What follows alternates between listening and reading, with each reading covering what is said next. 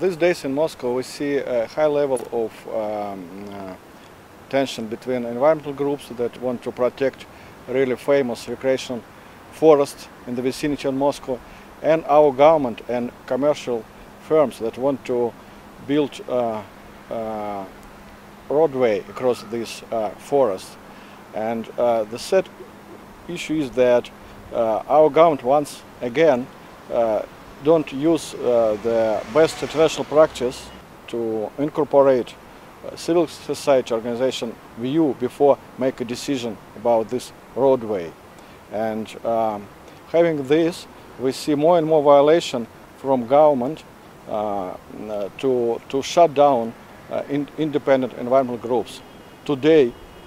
one of the leader of this group was arrested, and all environmental movement in Russia have really big concern, and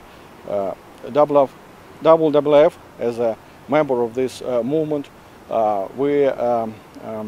now want to ask EBRD, European Bank of Development and Reconstruction, not to finance this project, and also ask French company Vinci, who is the operator of this construction project, don't go forward with this project.